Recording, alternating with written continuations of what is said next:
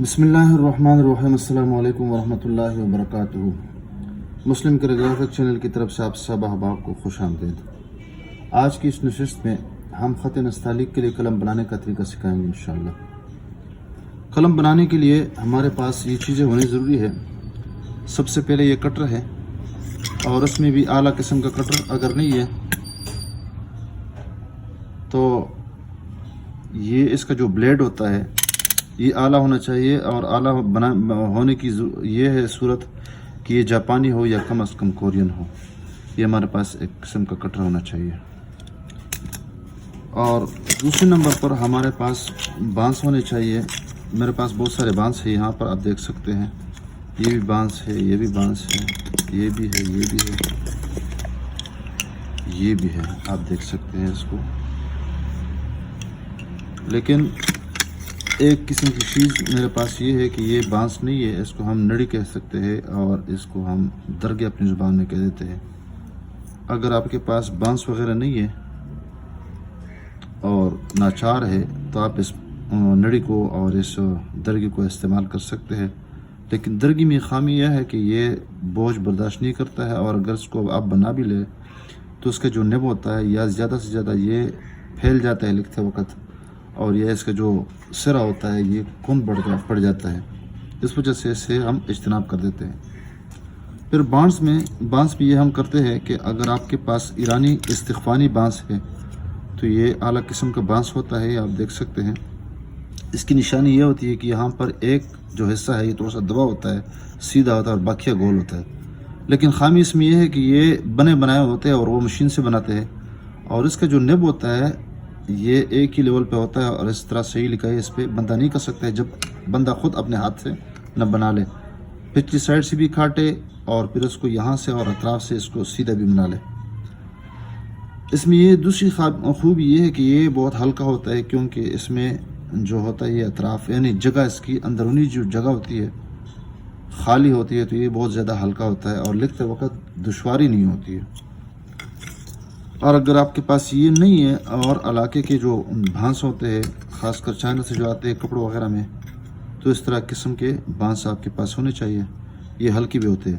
اس میں دوسرے قسم کے بانس یہ آتے ہیں، یہ تھوڑے سے موٹے ہوتے ہیں اور اس طرح اندرونی جگہ خالی نہیں ہوتی ہے، تو یہ تھوڑے سے بھاری ہوتے ہیں۔ اگر نہیں ہے تو ان میں سے کسی پہ آپ گزارا کر سکتے ہیں۔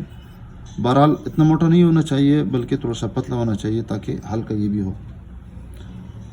تو تیسری بات یہ ہے کہ سائز کتنا ہونا چاہیے، ہم کتنا انتخاب کر لیں۔ جس طرح مسواک بندہ لے لیتا ہے تو تقریباً ایک بالش کے برابر یا اس طرح بس ایک بالش کے برابر تقریباً ہم قلم کا انتخاب کر سکتے ہیں، اور اس کو ہم بنا لیتے ہیں۔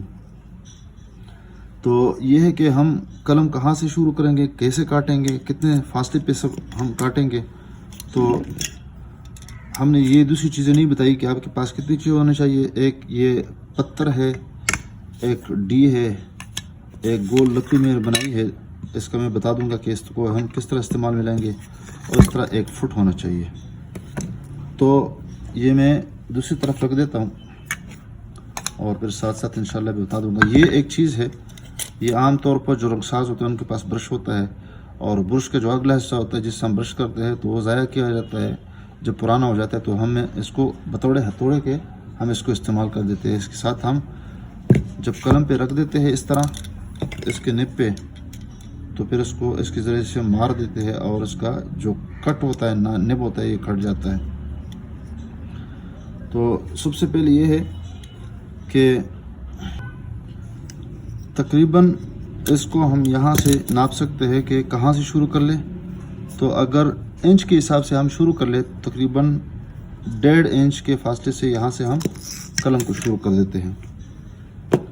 اتنا موٹا نہیں ہونا چاہیے، لیکن اب ہمارے پاس قلم کوئی نہیں ہے تو یہاں سے ہم شروع کرتے ہیں۔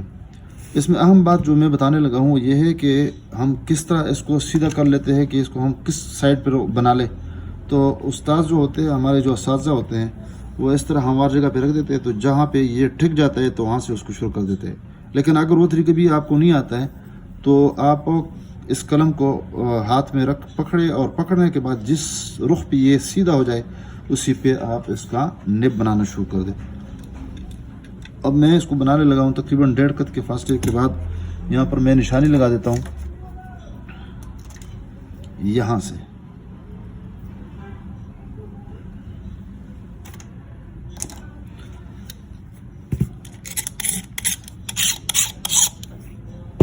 यहाँ से मैं शुरू करता हूँ और इसको आराम आराम से मैं इसको तराशने लगता हूँ और तराशता हूँ। आराम आराम से इस अंगूठे की मदद से हम इस पर दबाव डाल देंगे और आराम आराम से इस तरह इसको तराशना शुरू कर देते हैं। जब ज़्यादा ये फासला हो जाए तो थोड़ा सा ये मुज़ाहमत करता है ये बांस, तो फिर अतराफ से इसको काटना शुरू कर देते हैं ताकि ये बैलेंस हो जाए। अंगूठे लगाने का ये फ़ायदा होता है कि ये बेकाबू नहीं रहता है और चाकू अपनी तरफ से सीधा काटना शुरू कर देता है। देखिए यहाँ पे ये दोनों अतराफ मसावी हमने काटने हैं और नीचे जाने की कोशिश नहीं करना कि बिल्कुल नीचे तह तक जाए, बल्कि आराम आराम से ऊपर से छोटा छोटा काटना शुरू कर देते हैं यहाँ से। देखिए यहाँ आप देख सकते हैं।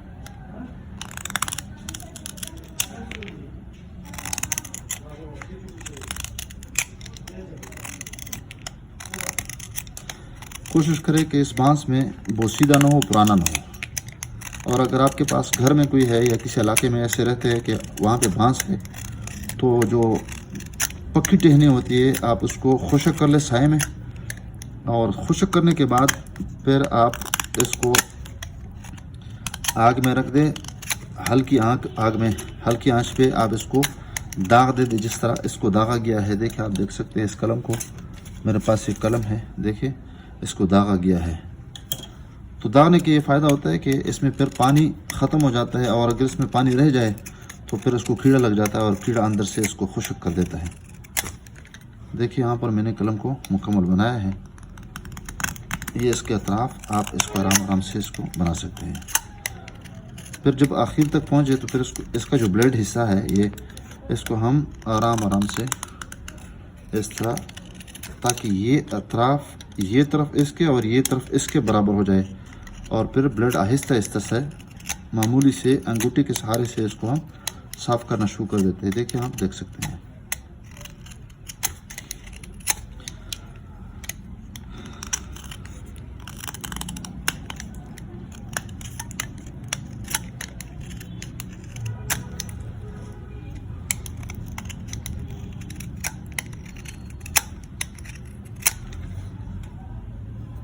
अतराफ से भी हम इसको बराबर करना शुरू कर दें, क्योंकि अगर ये अतराफ न कटे और बराबर ना हो जाए तो ये ब्लेड से ज़्यादा ख़तरनाक होते हैं। इससे बंदे के हाथ किसी भी वक्त ज़ख्मी हो सकते हैं, उंगलियाँ जो होती है वो ज़ख्मी हो सकती है।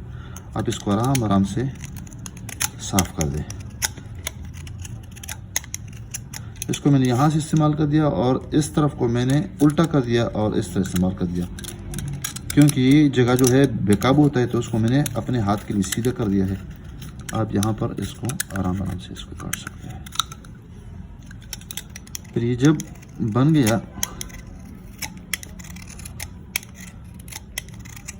तो फिर ये जो पिछला हिस्सा है इसको हम यहाँ से भी साफ़ करना शुरू कर दें।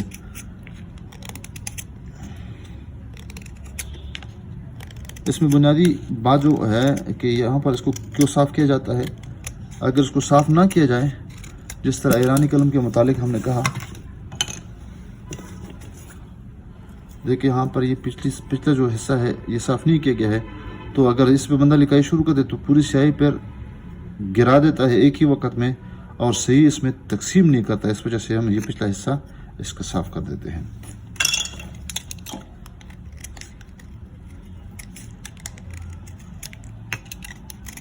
देखिए ये हिस्सा भी सीधा होना चाहिए। ये फिर ये जो हिस्सा है ये तकरीबन ये समझ ले कि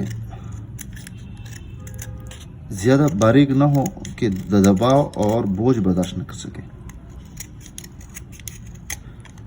फिर भी अगर इसमें कोई नाहमवारी है तो आप इसको इस तरीके से साफ़ कर सकते हैं।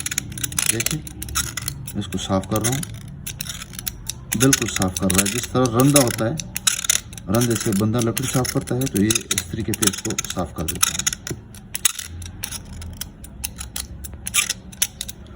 پھر یہ جب دونوں اطراف اس کے سیدھے ہو گئے تو کیا کرے، اب اس کو کاٹنا ہے۔ اس کے کاٹنے کے متعلق بہت سارے اقوال ہیں، تو بعض لوگ کہتے ہیں کہ اس کو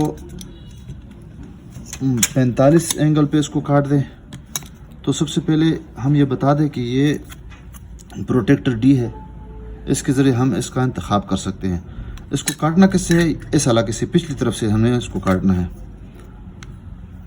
تو یہ جب پچھلا حصہ ہے تو ہم نے اس کو کس طرح کاٹنا ہے؟ یہ 90 اینگل ہے، آپ اس کو دیکھ سکتے ہیں، بالکل سیدھ پہ ہے تو یہ 90 اینگل ہے۔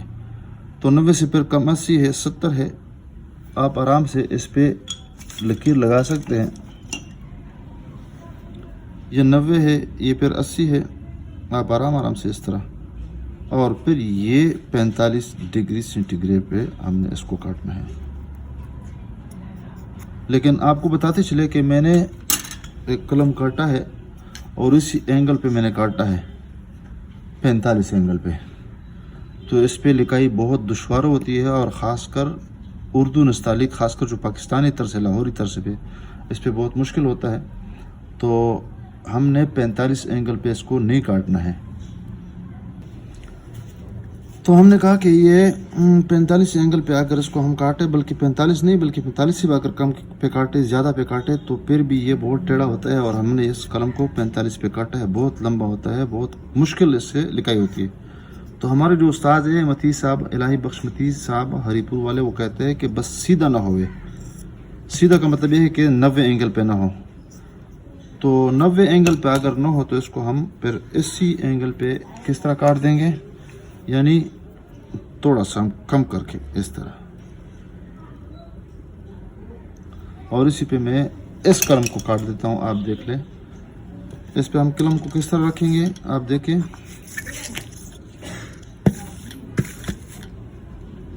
قلم کو اسی پہ رکھ دیتے ہیں۔ آپ دیکھ لیں، دیکھیں اگر اس طرح ہو جائے تو یہ سیدھا ہو جائے گا، تو تھوڑا سا معمولی سا اس اینگل پہ رکھ دیتے ہیں، بس سیدھا نہ ہوئے، بس یہ ضابطہ یاد رکھے، اور پھر ہم اس کو کاٹ دیں گے۔ اور کس چیز سے؟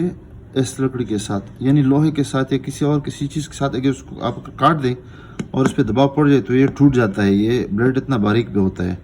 تو ہم نے لکڑی پہ اس کو کاٹنا ہے، اور انشاءاللہ میں اس پہ کاٹ دوں گا اور بعد میں آپ کو بتا دوں گا۔ اب ہم نے اس قلم کو کاٹ دیا ہے، پہلے بہت ترچھا تھا، اب سیدھا ہو گیا۔ اب ہم نے اس پہ زیادہ جو محنت کرنی ہے، بس اس پتھر پہ ہم نے اس پہ محنت کرنی ہے۔ ہم نے اس کو آرام سے اس پہ مارنا ہے، لگانا ہے، اس پہ رگڑ دینا ہے، اور پھر انگلی سے، کسی بھی انگلی سے آپ اس کو چیک کرنا ہے۔ اگر اس میں تھوڑا سا معمولی سا کردرا پن ہو تو آپ نے معمولی سا یعنی ہر طرف سے، یہ طرف اور اوپر والا سرا، پھر یہ نوک، سارے علاقے معمولی سے آپ نے اس پہ رگڑ دینے ہیں، تاکہ اس میں معمولی سی بھی اگر فرکشن ہو اور رگڑ ہو اور معمولی سے بھی کردراپن ہو تو پھر یہ یا تو کاغذ پھاڑ دیتا ہے، اور یا پھنس جاتا ہے یا رک جاتا ہے۔ اور وہی طریقہ میں نے کہا کہ اس باہر کی طرف سے، یعنی پرلی جو سائڈ ہے، نچلے سائڈ، تو اسی سے ہم نے اس کو کاٹنا ہے،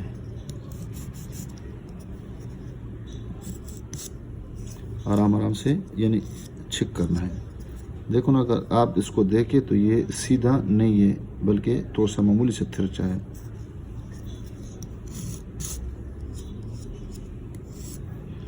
اور دوسری بات، اہم بات یہ ہے کہ وقتاً فوقتاً آپ نے اس کو تازہ کرنا ہے اور معمولی سا کاٹنا ہے، یعنی ایک رتی کے برابر بھی اگر اس میں سے کاٹ دیں، تقریباً اتنا سا، جب لکائی نہ کرے یا صحیح اپنی مرضی کے موافق نہ لگے تو پھر اتنا سا اپنے اس کو کاٹنا ہے۔